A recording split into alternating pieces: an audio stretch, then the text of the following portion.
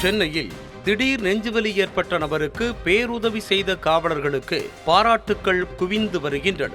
சென்னை பெருங்குடி பகுதியைச் சேர்ந்தவர் ரவீந்தர் சிங். இவர் கேட்டரிங் தொழில் நடத்தி வருகிறார். இந்த நிலையில் அவர் மேட்டுக்குப்பத்தில் இருந்து பெருங்குடி நோக்கி காரில் சென்று கொண்டிருந்தார். அப்போது துரைப்பாக்கம் சிக்னல் அருகே சென்றபோது அவருக்கு திடீரென நெஞ்சுவலி ஏற்பட்டுள்ளது.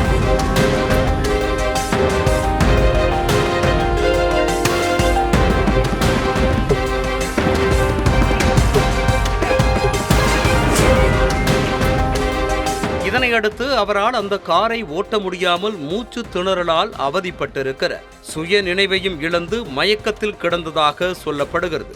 ரவீந்தர் சிங் ஓட்டி வந்த கார் நடு ரோட்டில் நின்றதால் சிறிது நேரத்தில் அந்த பகுதியில் வாகன நெரிசல் ஏற்பட்டுள்ளது.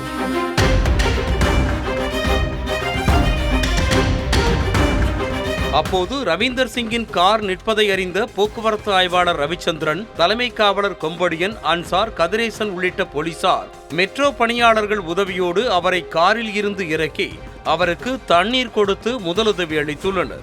இருப்பினும் ரவீந்தர் சிங் இயல்பு நிலைக்கு சற்றும் திரும்பாததால் அவரை அருகில் உள்ள தனியார் மருத்துவமனையில் அனுமதித்துள்ளனர். அங்கு அவருக்கு தீவிர சிகிச்சை அளிக்கப்பட்டது. மேலும் ரவீந்தர் சிங்கின் மனைவிக்கும் தகவல் தெரிவிக்கப்பட்டிருக்கிறது.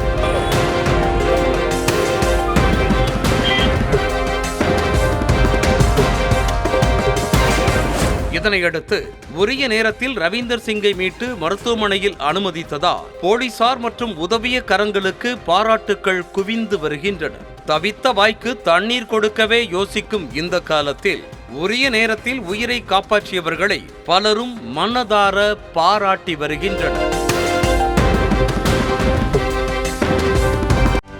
செய்திகளை உடனுக்குடனும் துல்லியமாகவும் தெரிந்து கொள்ள சப்ஸ்கிரைப் பண்ணுங்க.